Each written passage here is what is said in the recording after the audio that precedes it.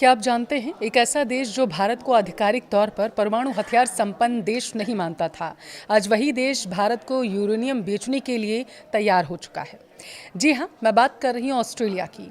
यह सिर्फ एक व्यापारिक समझौता नहीं है, बल्कि भारत की विदेश नीति और प्रधानमंत्री मोदी की कूटनीतिक रणनीति की एक बड़ी जीत मानी जा रही है।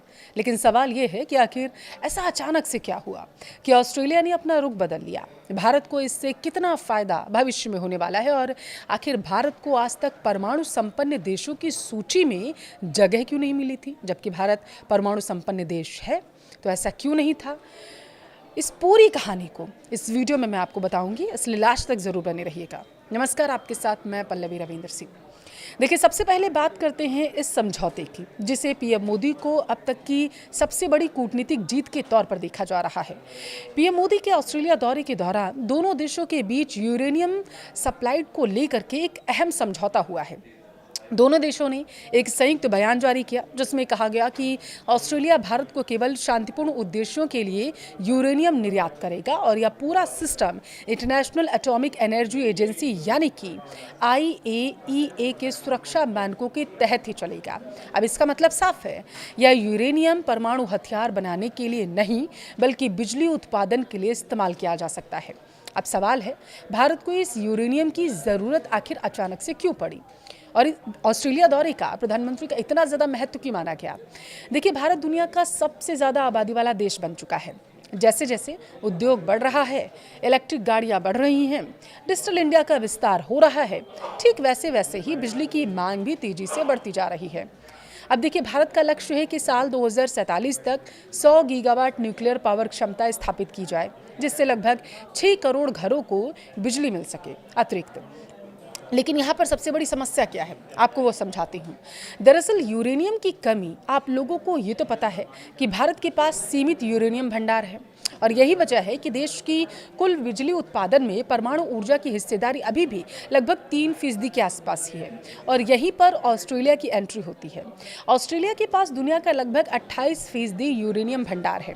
दिलचस्प बात तो ये है कि ऑस्ट्रेलिया खुद ना तो परमाणु ऊर्जा का बड़े पैमाने पर इस्तेमाल करता है और ना ही परमाणु हथियार बनाता है।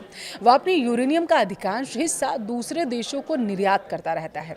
अब ऐसे में भारत और ऑस्ट्रेलिया का यह समझौता दोनों ही देशों के लिए फायदेमंद जो है वो माना जा रहा है। लेकिन इस कहानी का सबसे महत्वपूर्ण हिस्सा अभी बाकी है। वीडियो को लास्ट तक देखिए, मैंने इसीलिए कहा था। देखिए, ऑस्ट्रेलिया उस संधि का सदस्य है जिसे न्यूक्लियर नॉन प्रोलिफरेशन ट्रीटी यानी कि NPT कहा जाता है। यह संधि केवल 5 देशों यानी कि अमेरिका, रूस, चीन, ब्रिटेन, फ्रांस को आधिकारिक परमाणु हथियार संपन्न देश मानती है। अब आप सोच रहे हैं ऐसा क्यों? दरअसल इन देशों ने जनवरी 1967 से पहले ही परमाणु परीक्षण कर लिया था। भारत ने अपना, आपको याद हो तो, पहला परमाणु परीक्षण जो है वो 1974 में किया था और दूसरा किया था 1998 में। और यही कारण है कि भारत को इस संधि के तहत परमाणु हथियार संपन्न देश का दर्जा नहीं दिया गया।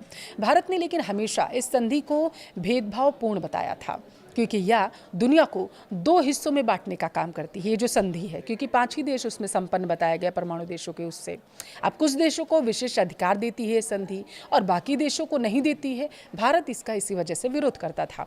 1998 में भारत को परमाणु परीक्षण के बाद दुनिया के कई देशों ने भारत पर तकनीकी प्रतिबंध लगा दिए थे, आपको अगर याद हो। यूरेनियम व्यापार पर भी रोक लगा दी गई थी। लेकिन साल 2008 में तस्वीर बदलना शुरू हुई। न्यूक्लियर सप्लायर्स ग्रुप यानी कि NSG ने भारत को विशेष छूट देना शुरू कर दिया और उसके बाद भारत के लिए दुनिया के कई देशों से यूरेनियम खरीदने का रास्ता भी खुल गया। आज ऑस्ट्रेलिया के साथ हुआ यह समझौता उसी बदलाव का एक और बड़ा पड़ाव माना जा रहा है और इसी वजह से बेहद महत्वपूर्ण है। अब बात करते हैं समझौते के रणनीतिक महत्व की। भारत और ऑस्ट्रेलिया सिर्फ यूरेनियम व्यापार तक सीमित नहीं है। देखिए, दोनों देशों ने अंतरिक्ष और समुद्री सुरक्षा के इलाकों की अगर मैं बात करूं तो सहयोग बढ़ाने का फैसला कर लिया है। दोनों देश एक दूसरे का बहुत साथ दे रहे हैं।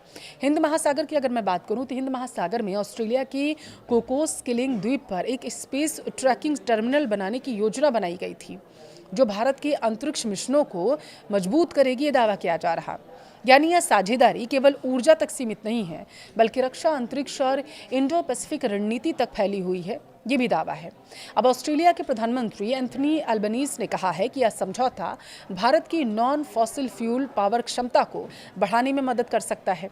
तो वहीं दूसरी तरफ पीएम मोदी ने कहा है कि इस समझौते से भारत के क्लीन एनर्जी लक्ष्यों को गति मिलेगी और ऑस्ट्रेलिया से यूरेनियम सप्लाई का रास्ता भी साफ हो जाएगा। तो क्या यह सिर्फ एक यूरेनियम डील है? ये सवाल आपके मन में आया है तो मैं इसका जवाब देती हूँ और वो जवाब है नहीं। यह भारत की बढ़ती हुई वैश्विक ताकत का संकेत है। यह दिखाता है दुनिया भारत को सिर्फ एक बाजार के रूप में नहीं देख रही है, निवेश करने के लिए, आयात करने के लिए, बल्कि एक रणनीतिक साझेदार के रूप में भी देख रही है। और शायद यही वजह है कि जो देश कभी भारत को परमाणु हथियार संपन्न राष्ट्र तक नहीं मानते थे, दर्जा तक नहीं दिया गया था, सालों बीत गए, आज वही भारत की ऊर्जा सुरक्षा का बड़ा भागीदार बनने को तैयार हो रहे हैं, हर तरीके से सपोर्ट कर रहे हैं।